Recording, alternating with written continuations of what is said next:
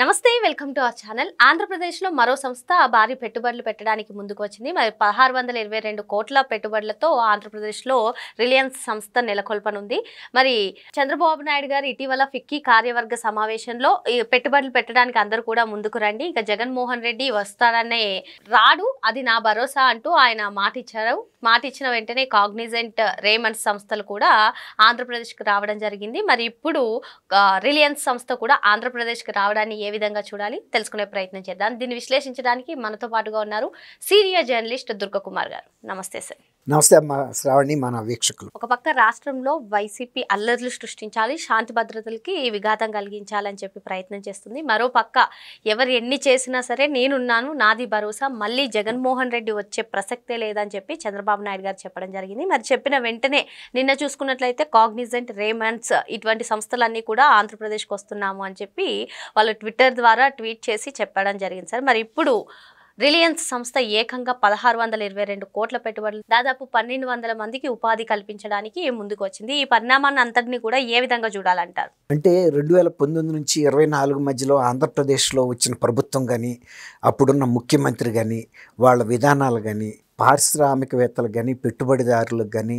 ఎవరికి కూడా ఒక భరోసా లేని పరిస్థితి వచ్చింది. కియా లాంటి సంస్థ అంతకుముందే ఏర్పాటయ్యి తెలుగుదేశం హయాంలో ఉత్పత్తి మాత్రం జగన్మోహన్ రెడ్డి గారి టైంలో మొదలైతే దాని ప్రారంభోత్సవానికి పిలిచినప్పుడు అక్కడ లోకల్ పార్లమెంట్ సభ్యుడిగా ఉన్న లోక్సభ సభ్యుడు గోరంట్ల మాధవ్ చాలా అరాచకంగా వ్యవహరించాడు. అది ఒక అంతర్జాతీయ కార్యక్రమం, అనేక మంది ప్రముఖులు హాజరయ్యారు. అట్లాంటి కార్యక్రమంలో ఒక బెదిరింపు ధోరణితో వాళ్ళని మాట్లాడటం, అవమానకరంగా మాట్లాడటం, ఇలాంటి అనేకం జరిగినాయి. లూలు కంపెనీ అక్కడ వైజాగ్లో పెడతామంటే వాళ్ళని బెదిరించి, అలా పారిశ్రామిక అమరావతి రాజా బ్యాటరీస్ని కూడా అలాగే బెదిరిస్తే వాళ్ళు అక్కడి నుంచి వెళ్ళిపోవటం, ఇవన్నీ కూడా పారిశ్రామిక వర్గాల్లో, పెట్టుబడిదారుల్లో ఒక భయం కల్పించినాయి. అది ఇప్పుడు ప్రభుత్వం మారిన తర్వాత కూడా చాలామంది పారిశ్రామికవేత్తలు ఆంధ్రప్రదేశ్లో పెట్టుబడులు పెట్టడానికి వెనకడుగేస్తున్నారు. ఎందుకంటే ఇది ప్రజాస్వామ్య దేశం, ప్రతి 5 సంవత్సరాలకి ఎన్నికలు జరుగుతాయి, మళ్ళీ అతను రాడనే గ్యారంటీ ఏంటి? జగన్మోహన్ రెడ్డి కనుక వస్తే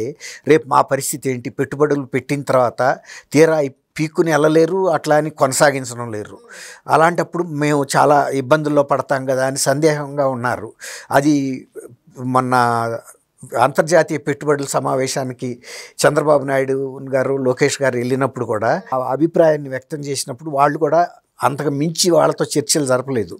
మీరు ఒక్కసారి ఆంధ్రప్రదేశ్ని పర్యటించండి, మౌలిక సదుపాయాలు, అక్కడ ప్రభుత్వ పనితీరు, ఈజ్ ఆఫ్ డూయింగ్ బిజినెస్, ఇవన్నీ కూడా మీరు మాట్లాడటానికి మీరు వచ్చి చూసుకోండి అని ఆహ్వానాలు మాత్రమే ఇచ్చారు.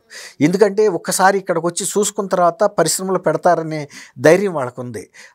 మీరు ఇప్పుడు చెబుతున్నారు చూసారా, ఇవన్నీ కూడా వాళ్ళ ప్రతినిధి బృందాలని పంపించినాయి, ఏది ప్రభుత్వ ఆహ్వానం మేరకి. కానీ ఇక్కడికి వచ్చిన తర్వాత వాళ్ళకి గతంలోకి ఇప్పటికి మార్పు కనపడిన తర్వాత ఒక్కొక్క కంపెనీ ధైర్యం చేసి ముందుకు వస్తూ ఉంది.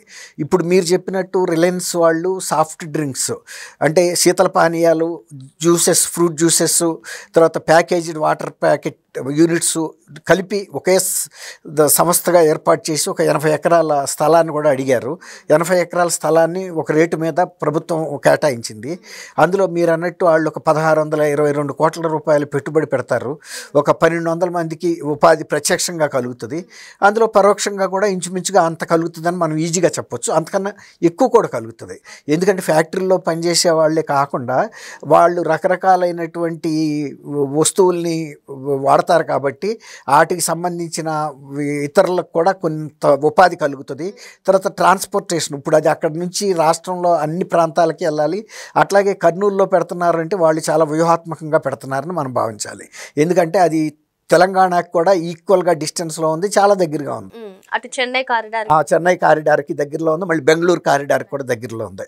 అంటే దాదాపు మీరు అన్నట్టు 4 రాష్ట్రాల్లో మార్కెటింగ్ చేయడానికి భౌగోళికంగా అది చాలా అనుకూలమైన ప్రదేశం కాబట్టి అక్కడ ఆల్రెడీ డ్రోన్ హబ్గా పెట్టాలని కూడా ప్రభుత్వం నిర్ణయించింది. అక్కడ ఆల్రెడీ విమానాశ్రయం ఉంది ఓర్వకల్లో, దాన్ని కూడా విస్తరిస్తున్నారు. ఇప్పుడు అనంతపూర్లో ఎలా పరిశ్రమలు కియా వచ్చిన తర్వాత అనంతపూర్ ముఖచిత్రం ఎలా మారిపోయిందో, ఇప్పుడు కర్నూలు జిల్లా ముఖచిత్రం కూడా చాలా తీవ్రంగా మారిపోతుంది, త్వరితగతిని మారుతుంది. దానికి తోడు దాన్ని విత్తన కేంద్రంగా కూడా, విత్తన రాజధానిగా కూడా అభివృద్ధి చేస్తున్నారు. దీనికి తోడు ఇంకోటి ఏంటంటే, మొన్న లోకేష్ గారు అక్కడికి వెళ్ళినప్పుడు హైకోర్టు బెంచ్ గురించి కూడా మాట్లాడారు. హైకోర్టు బెంచ్ తప్పకుండా ఇస్తారు. ఎందుకంటే లోకేష్ గారు ఈ ప్రతిపాదన చేయటానికి కారణం ఏంటంటే గతంలో జగన్మోహన్ రెడ్డి గారు న్యాయ రాజధాని అని చెప్పాడే తప్ప అసలు కర్నూలులో ఆయన చేసింది ఏమీ లేదు. కాబట్టి దానికి తోడు రాయలసీమలో ఈ హైకోర్టు బెంచ్ పెట్టడం ద్వారా ఏదన్నా వివాదాలు కానీ కోర్టు కేసులు అన్నీ కూడా ఆ బెంచ్కి వెళ్ళటం వలన వాళ్ళు అమరావతి ప్రయాణించాల్సిన అవసరం తగ్గుతుంది. కాబట్టి ఇవన్నీ కూడా వ్యూహాత్మకంగా జరుగుతున్న మార్పులు. మీరు చెప్పారు వైజాగ్లో కాగ్నిజెంట్ వాళ్ళు 8,000 మందికి ప్రత్యక్షంగా ఉపాధి కల్పిస్తున్నారు, తర్వాత 6,000 మందికి పరోక్షంగా ఉపాధి కల్పిస్తున్నారు. తర్వాత మీరు చెప్పిన ఇది రిమాండ్స్ కూడా రాయలసీమలోనే పెడతారు. రాయలసీమలో పెట్టారు అంటే రిమాండ్స్ చాలా ప్రతిష్టాత్మకమైనటువంటి సంస్థ. వాళ్ళు ప్రొడ్యూస్ చేసే ఫ్యాబ్రిక్కి ప్రపంచవ్యాప్తంగా కూడా డిమాండ్ ఉంది. అంటే అసలు యాక్చువల్గా రిమాండ్స్కి బట్టలకు సంబంధించి షూటింగ్స్ అండ్ షైటింగ్స్లో షూటింగ్స్లో సంబంధించి అసలు ఎవరు కూడా పోటీదారులే లేరు. ఇంచుమించుగా నీరెస్ట్ పోటీదారులు లేరని చెప్పొచ్చు. రిమాండ్స్కి అంత బ్రాండ్ ఇమేజ్ ఉంది. వాళ్ళు రాయలసీమలో పెడుతున్నారంటే మరి ఖచ్చితంగా చాలా రాయలసీమకి అది ఒక బూస్ట్ అని చెప్పాలి. సార్ ఇక్కడ ఇంకొక విషయం, 2 రోజుల క్రితమే చంద్రబాబు నాయుడు గారు ఫిక్కీ కార్యవర్గ సమావేశంలో నేను ప్రస్తావించినట్టుగానే జగన్మోహన్ రెడ్డి ఇక్కడ రాడు, సో పెట్టుబడులు పెట్టడానికి మీరు అందరూ కూడా ముందుకు రండి అని చెప్పి 2 రోజులు అవుతుంది. మరి ఈ 2 రోజుల్లో కూడా చూసుకున్నట్లయితే 3 సంస్థలు ఏకంగా భారీ పెట్టుబడులతో ఆంధ్రప్రదేశ్కి రావడం చూస్తున్నాం. ఏ విధంగా చూడాలంటారు ఈ పరిణామాన్ని? ఇప్పుడు ముఖ్యమంత్రిగా ఉన్న చంద్రబాబు నాయుడు గారు అంత మాత్రం హామీ ఇవ్వకపోతే ఖచ్చితంగా పెట్టుబడిదారులు పారిశ్రామికవేత్తలకి భరోసా దొరకదమ్మా.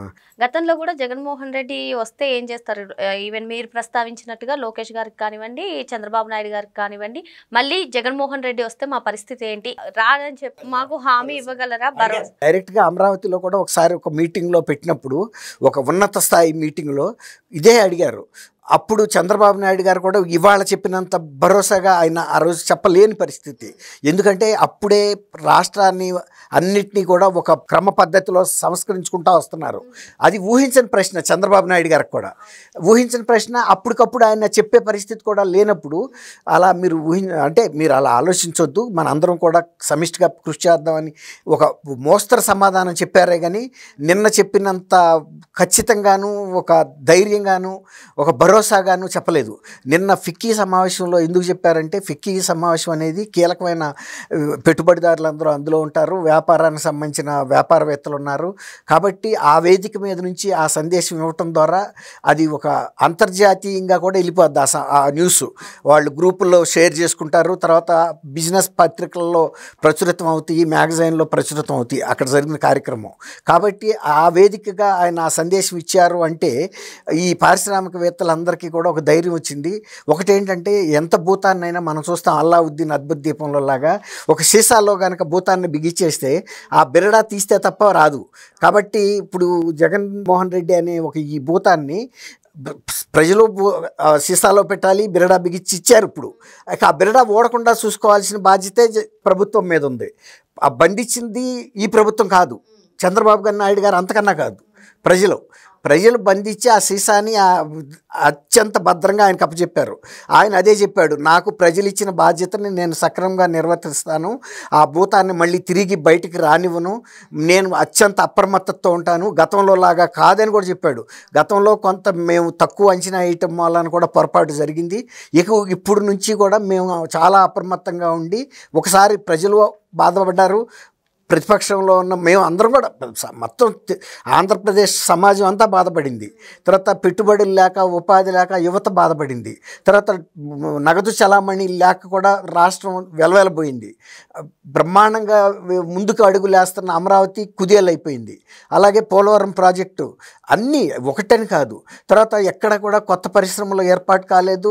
తర్వాత యువత కూడా కనీసం రాష్ట్రంలో అన్న ఉండటానికి కూడా భయపడింది. ఏంటంటే అక్రమ కేసులు పెడుతున్నారనే ఉద్దేశం మీద వాళ్ళు భయపడి పక్క రాష్ట్రాలకు వెళ్ళి కూడా తలదాచుకున్నారు. ఈ పరిస్థితులన్నిటి దృష్ట్యా నేను అప్రమత్తంగా ఉండి రాష్ట్రానికి ఒక కాపలాదారుగా కాపాడతాను, మీరు భయపడొద్దు, మీరు పెట్టుబడులు పెట్టండి, మీ పెట్టుబడులకి నాది భరోసా అని ఆయన నిన్న చెప్పటం అనేది వీళ్ళందరిలోనూ ఇంకా కొంత ధైర్యాన్ని ఇచ్చింది.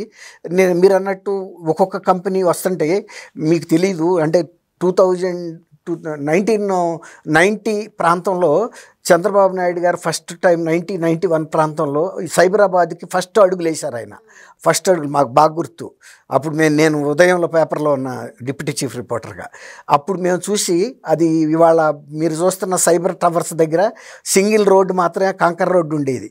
ఆ సింగిల్ రోడ్ కంకర్ రోడ్డు ఏమైంది ఇవాళ ఎంత పెద్ద కూడలైపోయింది అక్కడ. ఎంత అలా సైబరాబాద్ ఎక్కడ రాక విస్తరించింది. ఆల్మోస్ట్ శంషాబాద్ రాక, ఇటు శంకర్పల్లి రాక, ఇటు చూస్తే సంగారెడ్డి రాక, ఇదంతా కూడా కొత్త డెవలప్మెంటే కదా.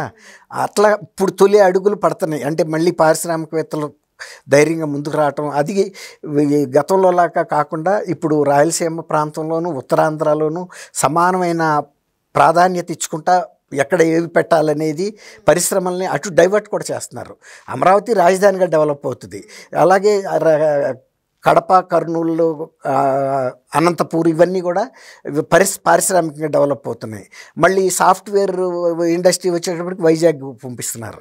ఇలా రకరకాల ఆ తర్వాత ఎడ్యుకేషనల్ హబ్, మెడికల్ హబ్స్ కొన్ని మళ్ళీ అమరావతిలో, ఇట్లా రకరకాలుగా ఎక్కడ ఏది, తర్వాత ఒక హైకోర్టు బెంచ్ మళ్ళీ కర్నూలులో, అట్లా ఎక్కడ ప్రాధాన్యత, ఎక్కడలో స్థానికంగా ఏ వనరులు ఉన్నాయి, తర్వాత ఎక్కడ స్థానికంగా మనకి మానవ నైపుణ్యాలు ఉన్నాయి, ఇవన్నిటిని కూడా పరిగణలోకి తీసుకుంటున్నారు. కాబట్టి మీరు అన్నట్టు ఇవన్నీ కూడా సంతోషించదగ్గ పరిణామం. మరి కూటమి ప్రభుత్వం అధికారంలోకి వచ్చిన తర్వాత అభివృద్ధి సంక్షేమంతో పాటు ఎన్నో పెట్టుబడులు, పరిశ్రమలు కూడా రాష్ట్రానికి వస్తున్నాయని చెప్పి సార్ చెప్తున్నారు. Thank you sir. Thank you Shravani, మన పాప్కార్న్ వీక్షకులు.